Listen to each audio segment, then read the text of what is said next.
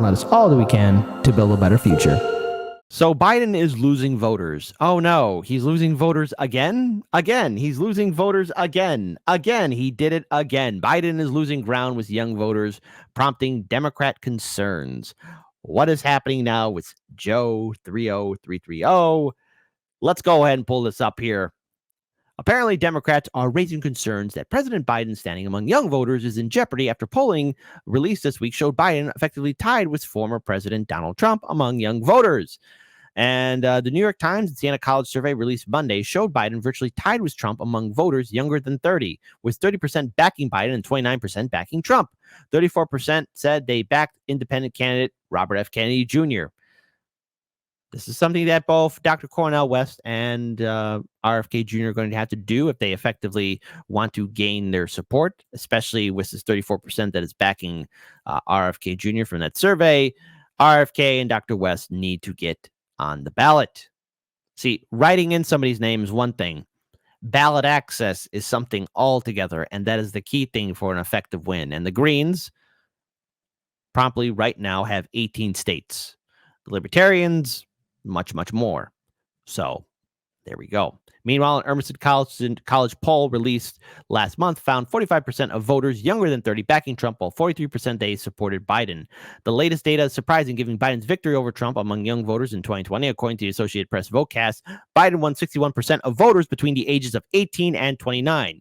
Young people, as we know, have always been fiercely independent, said John Delavolpe, director of polling at the Harvard Kennedy School Institute of Politics. It's a more cynical electorate with God knows how many more independent candidates, which on the youth cohort are more likely to hurt Biden more than Trump. The polling comes as Biden has faced backlash among young voters and activists for his handling of the Israel-Hamas war. Look, politicians, the fact you're not calling for a ceasefire, you have the power to do so. Technically, theoretically, you can stop it. Earlier this week, several progressive groups, including March for Our Lives, Gen Z for Change, and the Sunrise Movement, never forget that they endorsed him, penned an open letter to Biden warning his handling of the Israel-Hamas war could depress turnout among millennial and Gen Z voters come next year.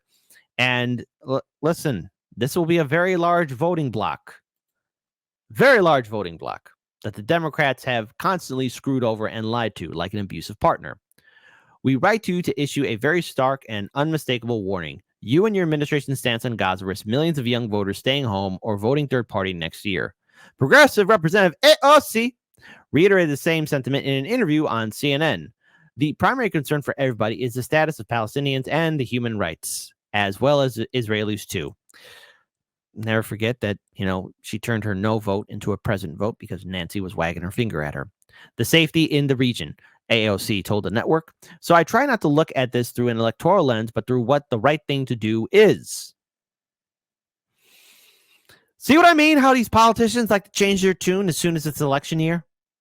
They go right back to the abusive partner saying honey words of, I'm sorry, I need to be better. But I think it's certainly something that should be at top of the mind when it comes to a Democratic coalition. When asked about the latest polling showing Biden seemingly in a slump with young voters, however, Democrats point to what they see as a pivotal role young voters played in Tuesday's off-year elections. If you want to see how people are going to vote, look at how they're voting, said Jack Lobel, spokesperson for the Gen Z group Voters of Tomorrow. On Tuesday, we saw young voters turn out in Virginia and in Ohio and in Kentucky and vote for President Biden's ideology. No, that's not Biden's ideology. The Democrats, like any other party, like any political group, will be a parasite and take on popular ideas, say they care about them, say that they'll run for them harder, fight for them harder at the federal level, and do nothing. Remember, it wasn't Trump's administration that killed Roe v. Wade and allowed to die. It was the Biden-Harris administration. They could have done so much more, but they didn't. Democrats had numerous opportunities to codify Roe v. Wade, and they didn't. They didn't do it. Why? Because it was good for fundraising, good for money. Democrats also say polls and predictions have missed the mark on young voter turnout in the past. The polls for the last several years on young voters have missed the mark every single time. 2016, 2016, 2016. We just had an election, and we were told right before the election that young people were probably not going to vote as overwhelmingly as overwhelmingly Democratic or turn out the rates that they did, said Christina Ramirez, president of the youth organization Next Gen America. We're not riding that polar coaster, she continued. We're doing the hard organizing work to make sure that young voters turn out and young voters are overwhelmingly progressive. I don't think this poll is reflective of the political reality that is played out every single election post 2016, she added. Listen, if the economy keeps on tanking, if small businesses are going belly up, if infrastructure keeps on collapsing, if Americans are constantly heading into bankruptcy, will own nothing and be happy, I can assure you, people will not turn out to vote. Even if you keep on using the fear tactic of, oh no, we have to be afraid of Trump. Oh no, here comes Trump. Look out, here comes Trump. No matter how this plays out, the politicians need to realize that they're losing the people. Continuing on, in 2020, Joe Biden was not the youth vote candidate. It's true. No, he wasn't. But what we saw is that young people did turn out and vote for him overwhelmingly because you had a lot of vote blue no matter who people bullying people. You had a lot of corporate media putting on that narrative that, oh, he was better than Trump. Nothing effectively changed. And they did it also in repudiation of Donald Trump and also for progressive policy, which was never implemented. Let's be clear, none of that was implemented. And Democrats are quick to note the recent poll numbers are not about Trump gaining ground with young voters, but rather Biden losing ground. I think it's that Biden has taken a big hit with younger voters and is just not top of mind. And I think that there is a restlessness that's sort of playing. But I do not think that this is a move toward Trump by young voters by any stretch of the imagination. You don't know. You don't know. I want to pull this video here from Case Study QB. Let's play it. So I think that what those polls tell us is that there are some people that are not yet in sync with the campaign. I think we know who they are and we know why. And what we've got to do is make sure that people understand what we've done and why we did not do more. I'm back now with Stephen A. Smith. So do you buy that, what Congressman Clyburn is saying? Is it just a messaging issue with voters?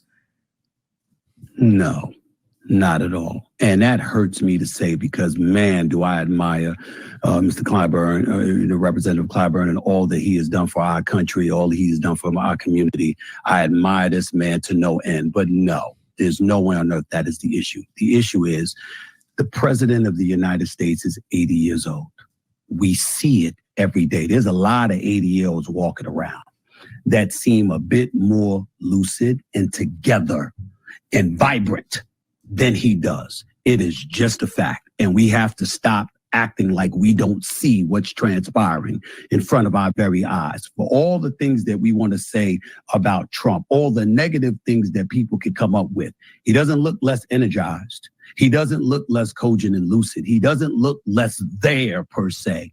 That's not complaint that you hear about him. You're hearing that a lot about President Biden. And even though you have a lot of folks within the Black community that have been supportive of him, trying to close the racial gap, some of the things that he did to address minor crimes, like nonviolent crimes involving marijuana use, along with various other things that he has done, particularly with the student loans and what he tried to pull off, et cetera, et cetera. There's a few things that African Americans can point to and look at the president and say, okay, we're pleased with that, even though we ain't pleased with inflation and the price of food and gas and all of this other stuff. Let's fix all of that. But at the end of the day, you want to see a man that you can project 2 years from now, 4 years from now, 5 years from now. He's going to be around and vibrant as ever to do the job. And I would challenge anybody that says they have supreme confidence that that's what you feel when you look at our president. And that is the issue. I mean, you don't have to be, you don't need 20/20 vision to see. Yeah. We can't deny the fact that there is an overall feeling of change that's happening, an overall feeling of anger that voters have towards the Biden-Harris administration. I want to take this article down here for a second. So when we look at Biden and his time as being president, we didn't get Medicare for all or student debt forgiveness. You know, we a lot of liberals are, keep on saying, well, he's doing something about that student debt forgiveness at 10,000, 20,000. Did that go through? No. Did everyone benefit from it? No. When it comes down to the migration crisis, well, the main cause of it obviously has been nothing but sanctions, the war on drugs, coups, and regime change wars that's causing political instability in Central and South America. We're seeing the migrant crisis continue to get worse. The kids are still in cages. And when we look at natural and man-made disasters, case in point, two big ones that should be in the front headlines is, of course, what happened in East Palestine, Ohio, and the devastating wildfire that impacted the Lahaina community on Maui. Americans were abandoned. And voters, no matter what age they are, see that. They're witnessing that. We're witnessing the fact that we have a country that is struggling economically. We have a people that are in a depression, be it not only physically being depressed, but also the fact that we have an entire system curb stomping us. And that's not right. That nobody in their rational mind can look at the current environment right now and say everything's A-OK, because it isn't. And when you have voters wondering, well, who should they vote for? Do they vote for President Biden, who made sure nothing would fundamentally change? Is that going to be a slogan for 2024? Hey, it's inflation. Nothing will fundamentally change. Do voters go for somebody like Trump? And I think we all know what kind of roller coaster ride the first Trump administration was like. Hey, let's get ready for part 2, the sequel. Who knows how that's going to play out? It's a big question mark. Voters are angry because the Democrats made a promise. The Democrats lied and made a promise that they couldn't follow through on. That's the key thing to remember. So, as always, folks, the Biden administration constantly wants to turn a blind eye to it. Now, of course, many people do have Trump derangement syndrome, and the Democrats could use that tried and true tactic of, we got to vote for Biden because Trump. But I've been watching all of Trump's rallies. I've been seeing Trump make public appearances, and many people are applauding and cheering for him, turning out to his events, sharing his messages on social media. Biden, it's a shadow of what it was in 2020. And mind you, again, the only reason why it was gaining any kind of ground whatsoever is because everybody in the vote blue, no matter whose sphere, was giving it a boost. And I also want to pull this up here as well. Age plays a key role. All right. Still, Biden has faced questions over his age and whether that will ultimately be a factor in voter enthusiasm for his campaign. In a recent poll in August, around 70% of voters younger than 45 thought Biden was too old. Too old. Look, we've all seen our fair share of loved ones or seen friends of ours taking care of loved ones who are on a mental decline. And Alzheimer's, dementia, losing the cognitive ability to actually be effective in today's society is a very harsh thing to witness firsthand. It is depressing to witness and look at. And when we have a leader exhibiting those signs, of course, a rational person is going to say, I don't feel comfortable with this guy being in command of the ship because he could crash it into an iceberg and then we all go under. And the Democrats are constantly trying to uphold this narrative that he's fine. Everything's going to be okay. When you have people like David Axelrod and even other people on corporate media now sounding the alarm of he needs to go, he needs to step down and be replaced by somebody else, things are bad. Everyone's talking about it. No one can deny it. However, Democrats argued it's Biden's ideology rather than age that will be the biggest factor. President Biden being 80 years old does not matter to me how I live my life, said Lobel, who is 19 and voting in his first presidential election next year. How much did they pay you, buddy? Him investing in my education and my future as a person who's going to inherit a world, this economy, this climate, this matters to me. As a 19-year-old, these are the numbers I care about, not his age. I seriously can't thank my parents enough for at least raising me and be cognitive aware that at age 19, if you see somebody who's 80 and demented, you got to realize that they're not all there. I don't know if this is a fake person or a real person, but buddy, look, Numbers do matter. And if somebody's 80 and stuttering and stammering all over the place and is forgetting everything and looks lost in the sauce, trust me on it. It's going to matter. It will matter. So once again, Democrats are losing the vote. Once again, Democrats are struggling, and Democrats can't add things up, and they are unable to read the room. It's something that we are all too familiar with when it comes down to the Democratic establishment. And unfortunately, nothing is going to change, which is why they are losing voters and support. I am very curious what kind of tactics they're going to use to try and get people to once again vote blue. Fool me once, shame on you. Fool me twice, shame on me. Or the George Bush Jr. Fool me twice, you can't get fooled again. 2024. Looking forward to it. I hope it's a better year. I truly do. Stay tuned to Hardlands Media.